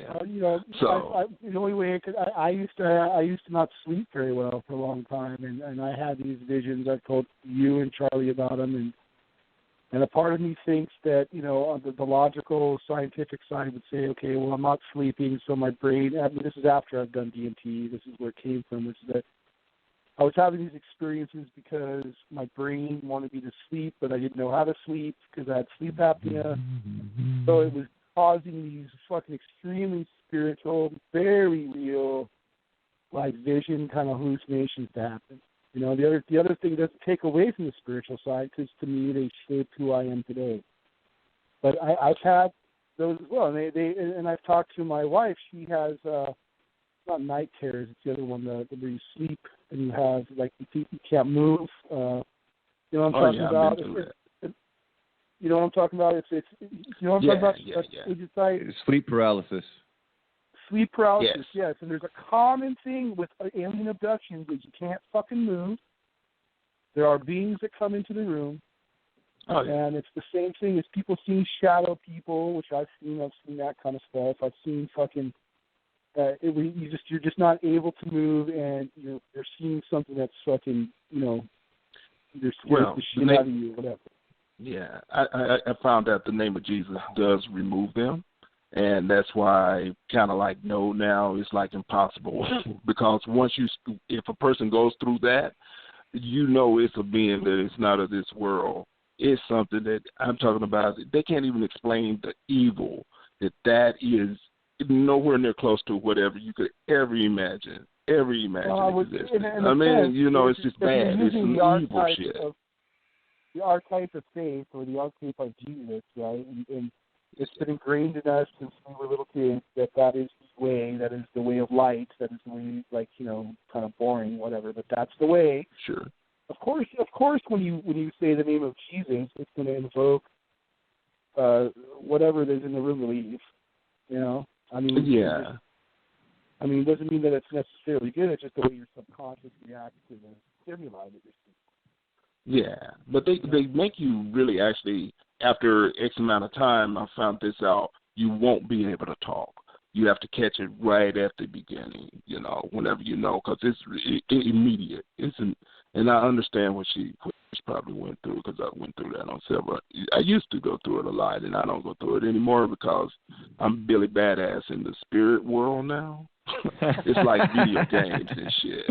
It's like I got some new powers and shit every level I move up. Yeah. So I'm kind of cool with that. So, it's because we're not thinking that we're spiritual because we're talking about it forever thing that's been going on for millions of years. We don't even know, but we have power. That's why our video games have games like that, which is technically us, but we're not even seeking that anymore. That's the problem. There's our problem. It's kind of crazy to be a shaman, man. And at one point, that person in the village was the person that was the intermediary, spirit realm, and everyone else. But then you got fucking organized religion that came in and fucking said, you can't worship all these gods, and then narrowed it down to a boring one, and then took previous mythology for fucking Jesus, and fucking made Jesus real, and like, it's just fucking, it is what it is. You're feeling nostalgic for the days when little shamans got to rule little tribes instead of, they never really ruled the tribe, man. They were kind of people that lived outside the village. They were probably a little nuts, but they were welcomed with their wisdom of what they were talking about as an intermediary between that realm and the reality of the real realm. I mean, I'm not missing it. I agree with it. I think that a lot of people, in my opinion, that suffer from, mental illness and a lot of those things, those people were revered in a tribal situation, right? But in our reality, we medicate them up and we stick them in a nursing facility or wherever, and fucking, they're crazy. Never get in touch with that other side. They're crazy. Right. Steal it from them. That's basically. Yeah, that's kind of what Christianity and Islam and all that stuff does, is disconnect us. In a sense, if you think of the idea of a coven or a group of people that are of worship, that's the same setup in a fucking church. Instead of the energy going to everyone else, it goes directly to the prophet up on stage. Right. Well, if we go by our real titles, our real title is the Son of God. So if we really go by our real title, basically there is a God who is the supreme being over all of us, regardless of what we think. Yes, that's what. No, I don't believe it. I believe in many gods, but I think they're all extensions of something else. Like, what was shown to me is that, like, the Creator destroyed itself in the creation of the universe, and it's fragments of that consciousness became our consciousness. So in a sense, we're all, anything that's living is God. But that was just like it. But based on what I've experienced, there's got to be one over the whole bunch of them. There are probably several different gods, sure, but there's got to be a supreme lord over. There's a CEO dude, or like we have a king, a president. There's a CEO dude. I mean, there's got to be a CEO. I don't think there's got to be anything. I think that it is all just kind of our interpretation of what is behind the veil. Sure. Right. I just, just based on my, but I'm also a believer in an ultimate overseer of everything. He may not be as hands-on as he's made out to be at times. I think he does delegate, or she, or it, whatever the fuck. I don't mind saying he. You know what I mean? Like that's the whole idea of archangels. He's got an army. There's a hierarchy in heaven. There's the hierarchy of angels. The seraphim and the cherubs and all the different little levels supposed to be ranks. And I imagine he different quadrants of the universe. He's like, hey, go handle that shit. Report back to me. It's kind of like an even larger version of the Greek gods, of Zeus and Olympus. There's like one guy that's in charge of all of it, but he's not hands-on doing all of it. He's delegating to the rest of those gods. Like, go handle that area. Come back. We'll all talk. And he just makes the final call. He gets the ball rolling, and he has the final call, and he lets some motherfuckers do a lot of the work in between.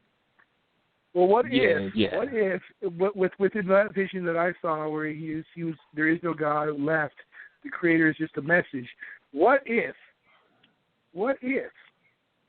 you talk about the duality of mankind, right? Being light and dark, right? You got angels, you got motherfucking demons. What if there is no Creator and the Creator did do that's what split up what is known as God? Well, what you're saying the Big Bang, as it's referred to, the moment of creation, was God's suicide. In a sense, yes. In a sense. It was his fiery rebirth into what is that book called? A Million Little Pieces, 1,000 Little Pieces, A Billion Little Pieces. That fucking book. No, the Oprah thing. Remember A Million Tiny Pieces or something? What was that called? Herb. Yeah. Right. This idea of transpermia. Have you guys heard of that? Transpermia? Yeah.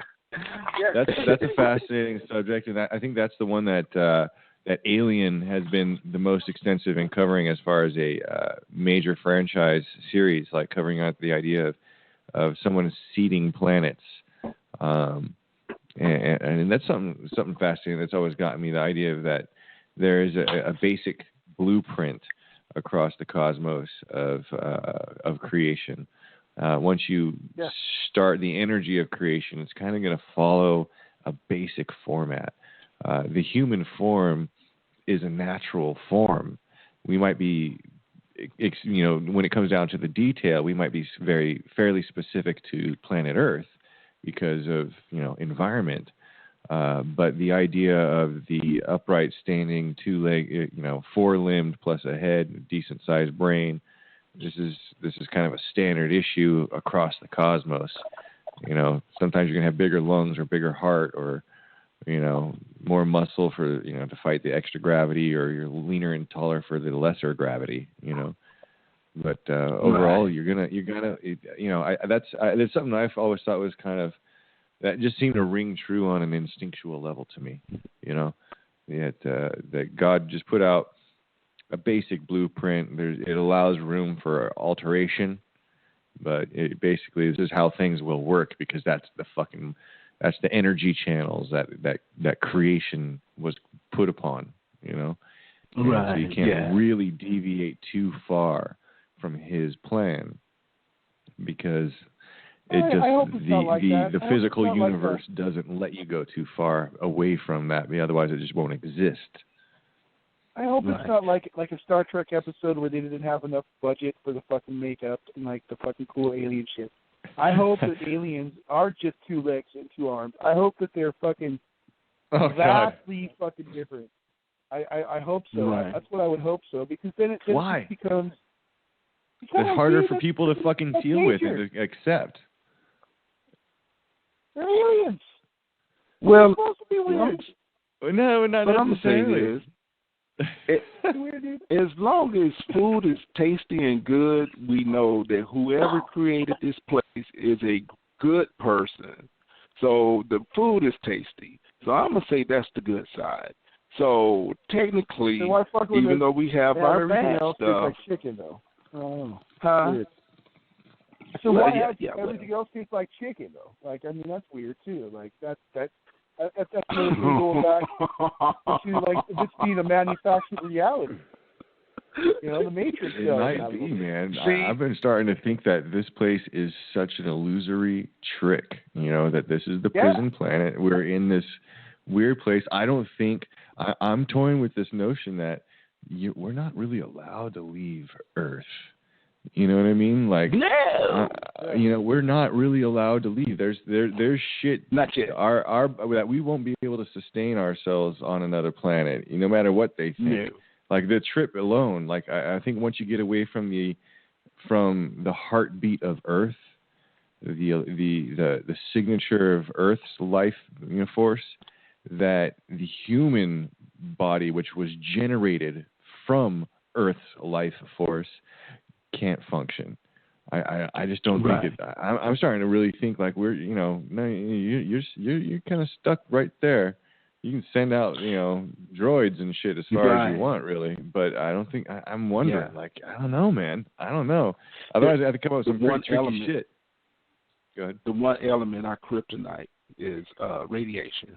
That's it. That's a big one. That's the only element that's in the universe that is our kryptonite. So apparently, based on just that alone, and yet at the same time, it's the one element that if we used it correctly, we could travel anywhere based on the energy produced per. We're not using it though, and oh my God! So anyway, I've been Oh my God! Every fucking once in a while, you say some shit and you sound like such a fucking valid. You go, oh my God! You wouldn't believe it. I have to. It's some bitch shit. It's just some bitch shit. Did you guys hear about the theory that about those radio bursts? About what? The radio bursts they found out in deep space, like at the edge of the galaxy. This is kind of cool. This is one of the things I thought Tyler. Once again, Security 10. This is Security 10. Tyler was saying that scientists were actually like thinking that they were using solar sails, man, with these high. Thought at first that they might be like stars, like fucking, like just exploding and stuff. But they've been finding these fucking signals of this radio burst out in deep space, and their theory is that they're using solar sails. If it is an extraterrestrial civilization, that they're using these radio bursts to fucking project these fucking solar sails in different parts of the galaxy. Because they can't explain it. They can't explain where these bursts are coming from. They have theories on it, but then it just comes right back down to, one of the theories is aliens. Aliens, yeah. But it's not coming from fucking UFO people. It's not coming from UFO theorists. Yeah, but scientists always are they're out there that are like open to the idea, So they tease it. It's we all fucking do that. Everybody's fucking teasing me. That's what's happening. Everybody's a big tease.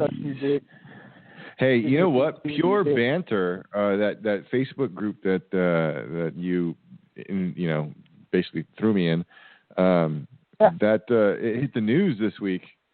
It was the one of the number 1 through 10 top 10, I guess, if you can call it that, sites that they're seeing is promoting racism, sexism, bigotry, all the everything that is bad kind of deal. And no, it's a Facebook group. It's a closed group. It's called Pure Banter. Yeah, and there really isn't any banter. It really isn't. But they were going on about how painting it as this just horrible bastion that basically breeds extremists. And I want to say they're wrong.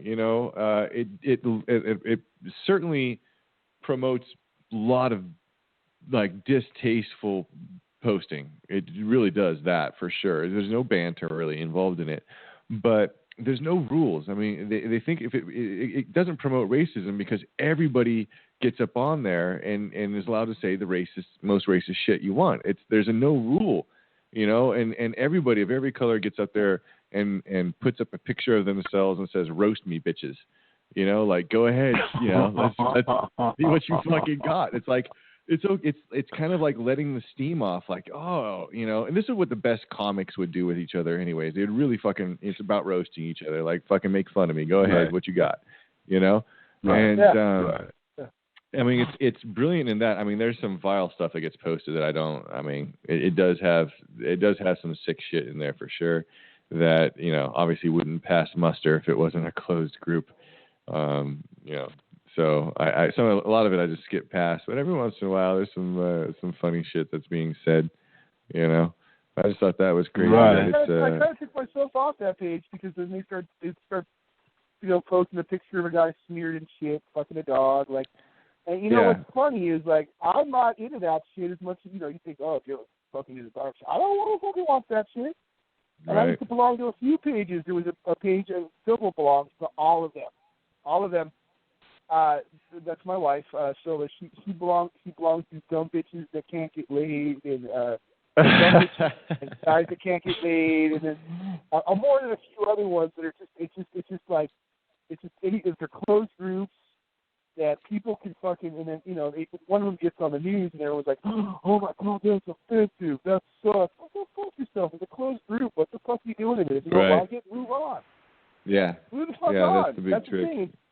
If we can't talk to each other the way we want, then there's no communication, and that's essentially what a lot of what we've talked about too. Like these motherfuckers, like look, the Cal Exit motherfuckers, all these fucking college kids and shit. They're offended by fucking everything. They don't even know what they use a term like racism and don't even know what the fuck it means. And the thing is fucking, you know, there's got to be some change, you know. But like Dave said, he's all, you know, he's talking to the gay people. He was saying, you guys got to slow down, right? Like, you can't expect this to happen right now. I was called a fucking nigger on the freeway, like fucking, right, like just a couple days ago, like, and we're still dealing with right. the 50s. Like, it takes time. Yeah, man, you can't fucking. There are people that it's always going to be there. I think it's a bastion of almost like, you know, it's a bastion of, you know, extremism and shit. Well, whatever. Like, people are extreme, dude, and like a lot. I think it's a form of like almost rebellion against the PC culture that gets offended by every fucking thing. Yeah. You know, yeah. People that's what it is. their For mind, sure. release them, like just, it is. It's a rebellion that's because. Go ahead. Yeah, it's a rebellion that actually makes it even more extreme because I mean, this isn't how, even if you were joking around. I mean, this is being egged on, like it's competitive racism on this stuff. You know what I mean? It's competitive sexism. It's like you're trying hard. It's not like, you know, if you were just a comedian, you just like say some shit that's, you know, like that, and it's fucking funny. But these guys are just like going for it. It's fucking vicious and brilliant at times. So, but yeah, things do take time. I like what you say on that, you know, because there's other stuff that's in the news. There's you know, it's weird once this stuff starts correlating on the left's brain. It's going to really be a weird wake up. So, in the news this week, a trans person gone from male to female, which is the preferred method, I suppose. So a trans femme wins a weightlifting competition. And this is like a professional competition. And, you know, no surprise, right, of course, that a trans woman would win in a competition against natural women. And 4 weeks ago, we had a trans student who also went from male to female, who won a wrestling championship. Again, no surprise that would happen.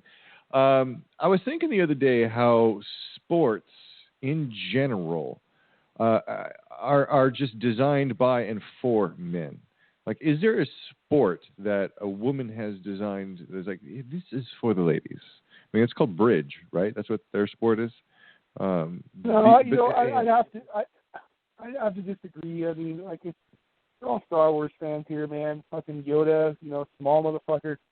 Martial arts, dude, that's the only equalizer, man. Really, I think and that may have been created by men too, but like martial arts, I think is the equalizer on all those levels. If you've got someone that's dedicated. Not at all, dude. Not at all. The MMA? Are you kidding me? You seen what happens when a fucking trans femme gets into a fucking ring with the women? He just beat the shit out of them. That's already happened. Well, that is not an equalizer. The only equalizer in life is a goddamn loaded gun. That's when a fucking man backs off of a woman. When she's got a loaded weapon pointed at him, he's like, oh, that's right, I respect you, ma'am. What did you want me to do? You know, that's the only equalizer. Any other thing, a man can overpower a woman, no matter what. Even, if you've got 50 pounds of muscle on a woman and she's a fucking black belt, you're going to whoop her fucking ass. Because the truth is, they just don't have the strength. They can have a lot of technique and they can hit some spots. But when it comes down to size, it just fucking it's a really hard thing to overcome. It's a really hard thing to overcome beating even two mutually trained guys. One guy's got 20 pounds. He's got a 2-to-1 advantage if he's got 20 pounds of muscle on the other guy. It's just weight classes and shit. There's different weight classes. Weight classes. Sure. It's the actual strength of the muscle fiber in men is totally different than in fucking women. We are just ultimately stronger because you can take the same size man and woman, same height and same weight. You put them in some arm wrestling shit, that man will win. We are designed to be stronger. We will fucking dominate. Okay, well, then we don't need to have trans fucking genders fighting the gender they want to be in, because that's kind of an unfair advantage. Totally unfair, dude. Transgender. Why don't they? That's it. Like you if you're a fucking transgender, if you're gonna go, hey buddy, I'm gonna go cut my dick off, and you go and fucking come out like a fucking chick, then you're not a chick still. Doesn't matter how much you want to say you're a chick. Right. I might even use the term. It can't be about or, what you self-identify as. It's got to be what you're biologically identified as. You want to self-identify So why don't they as a fucking compete moose, against go for men? it. See, if we're going to do real unisexual shit, why don't they just compete against men? Why don't a transgender guy who changed to a woman compete against a man in a men's competition as a woman? Because men are hated. And so then beat all the dudes, you know? Right, as a woman. Shit. That'd be more effective for sure. But this, the women are going to have to come out. You can see how this line is being developed. This divisive moment between women and trans women, where they're going to say it's unfair. Women are going to cry foul against the trans community, and it's going to be that whole line of reasoning of total inclusiveness of everyone, of breaking down genders, of breaking down these roles and these natural walls that exist is a bad thing. It's chaos. You can't find it. Natural women will be fucking wiped off of the sports map. It won't happen. If you're going to be all inclusive, it just won't happen. You only need a couple fucking trainee boys to jump in there and fucking wipe out every fucking record that a real woman has set like nothing. You know what I mean? It will be the downfall of real women's efforts. You can't fucking let this shit happen. You know? Well, yeah. This is how come we can't go on another planet. Transgen Fight Club, dude. That would be great. You know, you got to stay within your fucking specific kind. You know. We're just so fucked up on this planet. This is how come we cannot go to another planet. I mean, that's right. I mean, just listen. That's right. I mean, we cannot. Right. I mean, how the hell are we going to move to another planet yet? Yeah, I mean, we have to get past all of that shit first. Yeah. And and everything else, you know, and before we ever think about it, we're going to go to another planet with our attitude towards, you know. I just want to know who thought it was a good idea to put a transgender fighter against a regular woman. I just want to know, like, were you doing that just to be a fucking dick? Were you doing that just to show off to somebody? Yeah, it's fucking wrong to somebody. You're offending somebody. Like I say, you know, you just offend the fucking tranny. You know, they're used to it. So right. See, dude, if he was the guy who was doing it, he should have been like competing against men and beat the men, and then they can say a transgender guy who used to be a guy but now is a girl beat all these guys in weightlifting. A transgender guy on estrogen therapy, so he's not all fucking roided up. You know what I mean? And then he says, "Suck my pussy" at the end of it. Yeah. Wait, oh Charles, shit! Lick my twat. Oh, that'd be brutal. That'd be great. After beating all the dudes. Oh, dude. That'd be fucking funny. That'd be fucking great. Yeah, that would be an epic moment. That'd be such a bitch slap to fucking men. That'd be, I swear to God, that'd be worse. That'd be worse than actually being beaten by a woman. Would be being beaten by a tranny. You know what I mean? It's like they gave up being man and still kicked your fucking ass. Oh my God. They're on estrogen and they kick your ass. Oh, I hate to say that. Humiliation is complete.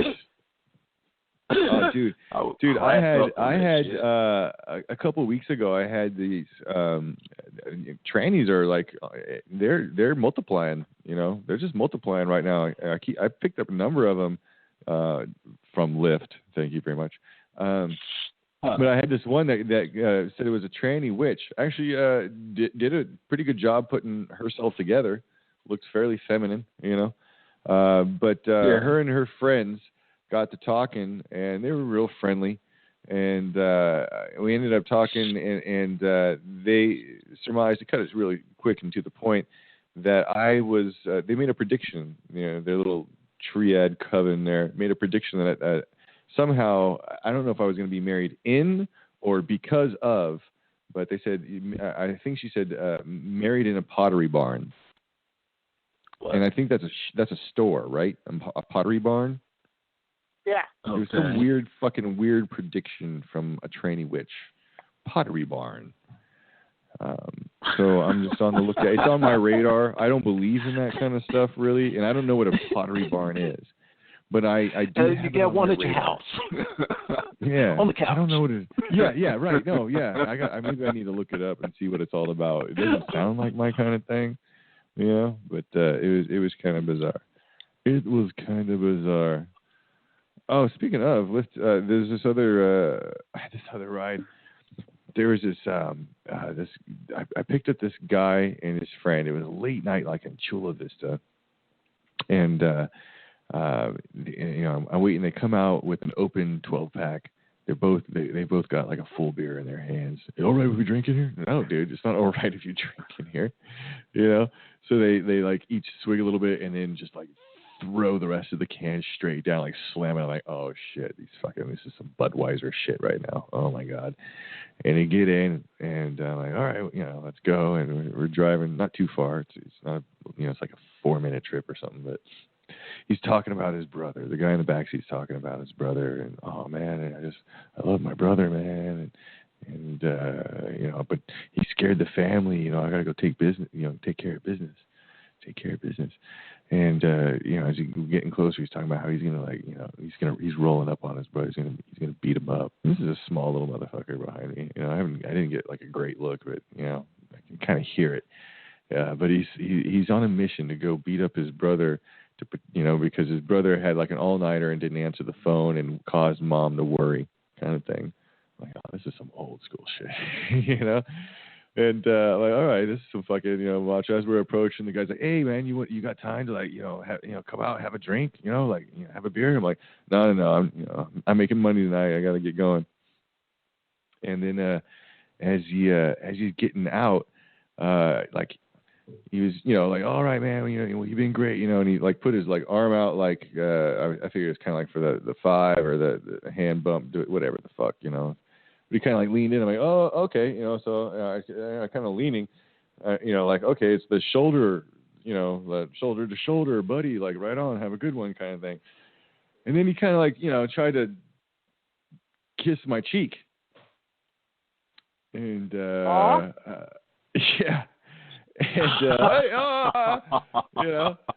And then he straight up says, "Come on, give me a kiss." Little vato, like, "Come on, man, give me a kiss." No, it's all right, bro. It's okay, man. You guys have a good night. And then his friend, who had already gotten out of the car, he's all, "Come on, bro, stop being gay. Get out of there." And he apologizes. He's all, "I'm sorry, dude. He's gay, bro." And I'm like, oh, okay. Little vato walks around to my side of the car on the outside, like, thank God my window was up. Thank God my window was up, kind of thing. Cause, it was cracked like a couple inches, but he got his face all up there. Come on, man, give me a kiss, man. Give me a kiss. Well, it's okay, bro. You have a good night. Gotta go. Go beat up your brother now. Oh, my God. What the fuck? So strange what's going on out there, man. That's so funny. Yeah. Everything was all normal. It was just normal man shit on the way over. Normal, I'm beating up my brother for the family. I can hang. I don't support it, but I can at least hang. But he pulled the surprise. Hey, kiss, man. I'm all, fuck. What the fuck? Shocked, dude. Not right. Not. Well, you should have accepted that term of affection, because if you had, you would have become a homophobe. Oh my God. I'm hoping I still got 5 stars. I don't know, man. Oh, shit. Sorry for the denial, buddy. That is funny. Yeah, that's what it is. Welcome to your new job. Yeah. Oh yeah, I'm eating a lot of weird stuff out there. You can imagine that's probably just normal cab drivers used to have to go through it all the time, and like now is, just Lyft and Uber and all the other things, other places. Man, that's civilians fun. are having to face these crazy motherfuckers. Yeah, it's wild. You might need to get you a camera and put it in your car. Oh yeah, they've got them over at Target right now. Like they got dash cam that do 18-hour continuous recording, high def video, and I was thinking about it. They're only $20. It's crazy what price they are, Yeah, yeah. You need I thought to do about that, doing man. that just so I could have some of these conversations like locked in. There's some funny shit. Right. If they're sitting far enough back from you, you probably never, get their face unless they get close up to you or something like that. You would want that too, also for that, just in case something happens. Normally it wouldn't happen. We haven't heard of any. Well, one incident, but that girl was lying. That was here in Dallas, but she said a guy tried to rape her. But yeah, you would want to get that. Get that and put it in the car, man. That would be a great YouTube channel. Right. I know. Yeah, but I can imagine people who don't really want to be on the. Yeah, if you blur their face, you're fine. You wouldn't have to worry about it. As long as you don't see their face, you can fucking post it all. Like, this is the shit. Yeah. You might want to blur your own too, so people are like, "Oh shit, no, it's not this guy." So you'd be like the old Taxi Cab Confessions show on HBO, but it'd be dude. It'd be the lift car confession. Right. Yeah. Blur your face too. Actually, you would need to do that, right? and just make it anonymous. I just turn it into a theme ride. You don't just experience Mad Max, you live it. Oh yeah, that'd be. Got spikes on it and shit. I fucking run people off the road, getting them to their fucking destination. Fuck that person. We're gonna take their water. I live again. I think you killed that motherfucker. I hope I did. Yes. Oh my god, that'd be great though. That would be fun. Some dude tried to kiss you though. That's fun. Dude. No, man, yes, come on, man. Give me a kiss, man. Give me a kiss, man. Yeah, man. I wasn't. That's hilarious. I don't know. That is funny. That's not quite cozy. You should have said to him, "Hey man, you got some cilantro in your teeth," and then drove away. I'm not prepared. It's not something that normally happens, so I don't have like great fend off tactics other than that's my that was my fend off. This is a horrible noise. Like that's a disapproval. You take your glasses off from off the back of your head. That's all I got. I need to think about it. Drive away. Right.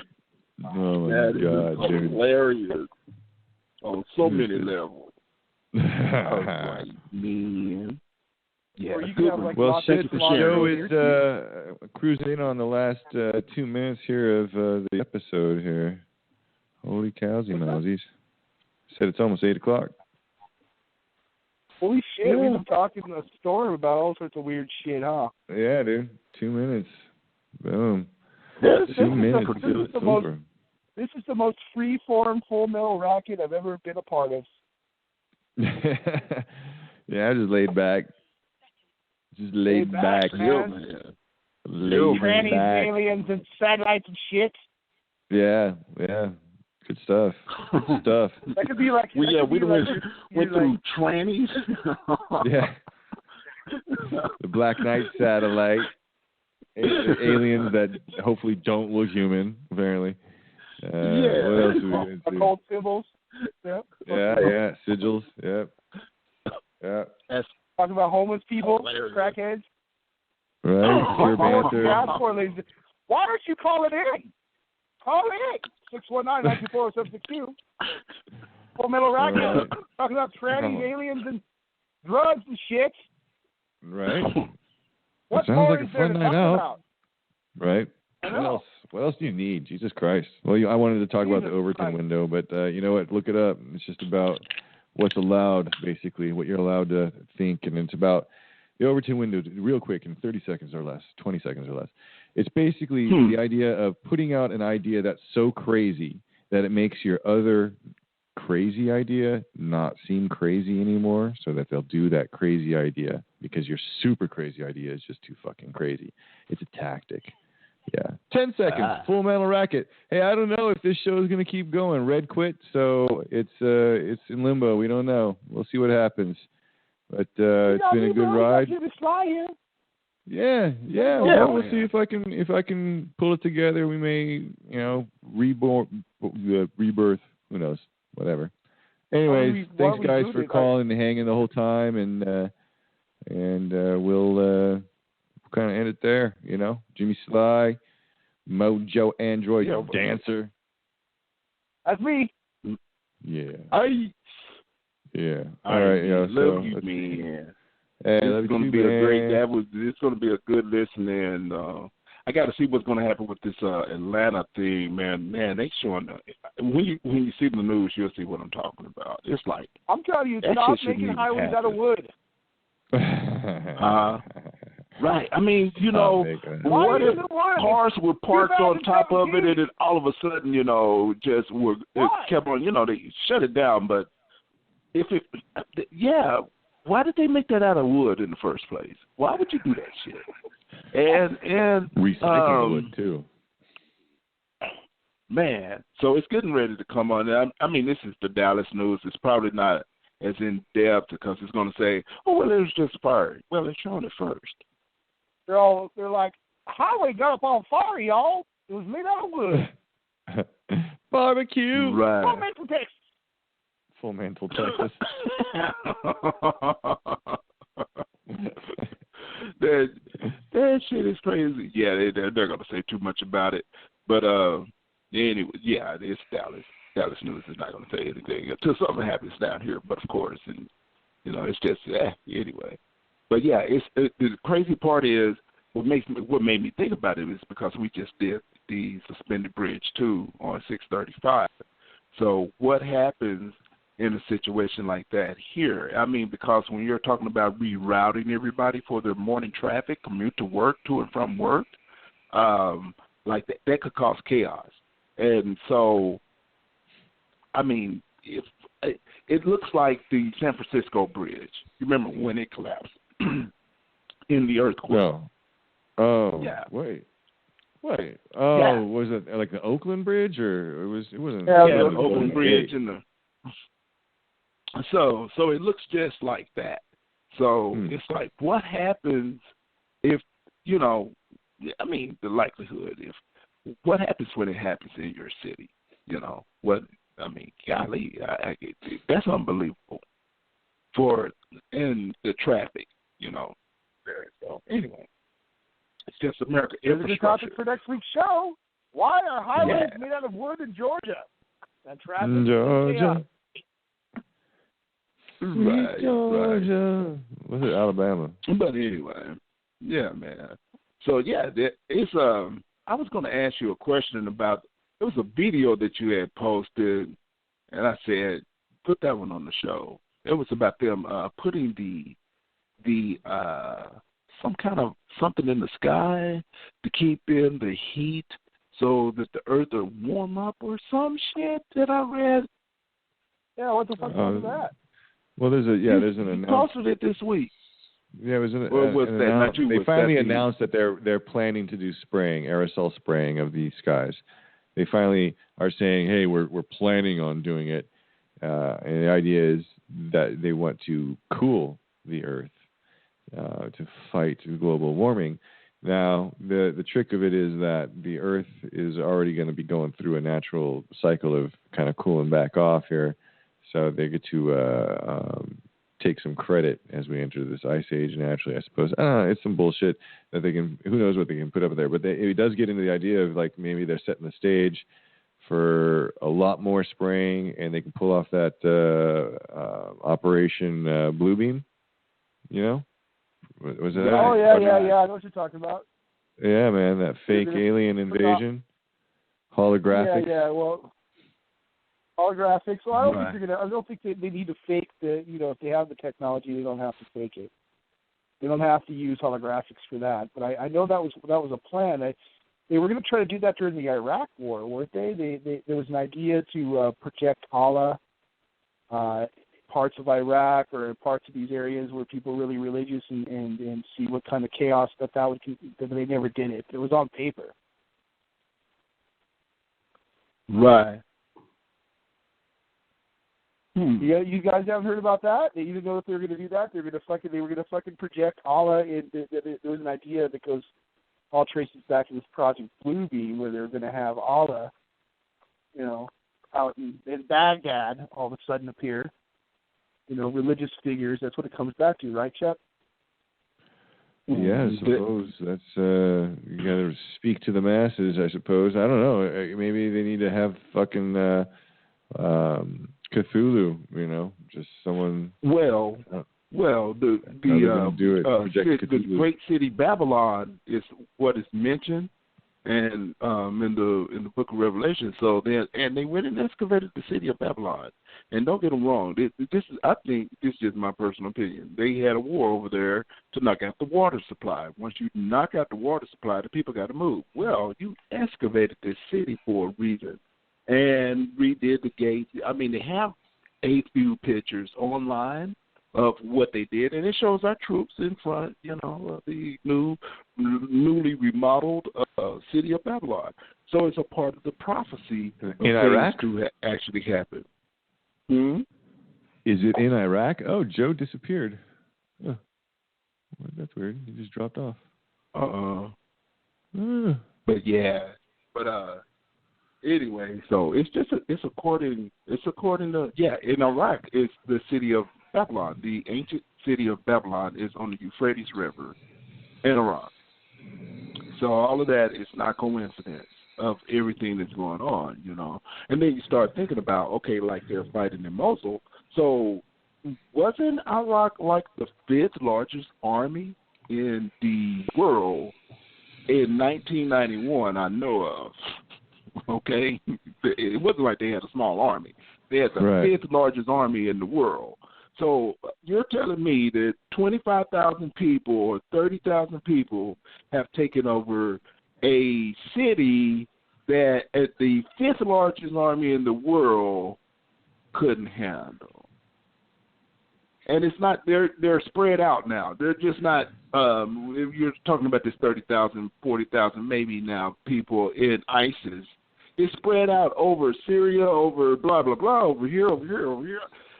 So you're going to tell me that your troops could not take out, what, let's bring it down, like numbers like, maybe there was like 300 there in Mosul or something, but yet we went and bombed. So anyway, that's just my personal opinion.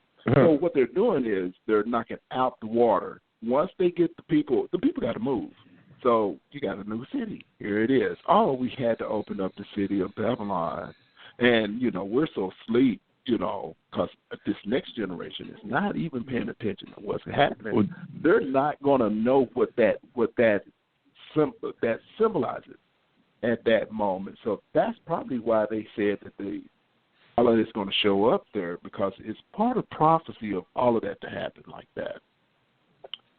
In a way, and I think that just my personal opinion, our government is in cahoots with that whole process being done too as well. There are other countries that's that cohort durations of doing it. But anyway, that's just my personal opinion.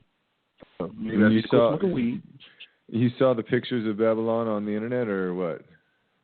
Yes, they've been on there for years. Fresh pictures of the gates of Babylon. Okay, I gotta look it up. Yeah, the Ishtar. Yeah, look up Gates of Ishtar. It's on mine. Yeah. They painted it, newly remodeled. That's just the outside of it. It's gorgeous, isn't it? We'll see. All right, well, let's cut this motherfucker off and see what happens if I let's see what happens for next week. Who knows where we'll go. Thanks for hanging out the whole time. It'll be good. Yeah, brother. Yeah. Well, much love. I'm gonna be out there before you know it. I've been praying about it. I gotta move. I have no choice. I really don't. All right, man. Well, we'll talk with you. Is this for me? Yeah. All right, bud. We'll talk to you later, man. That is funny.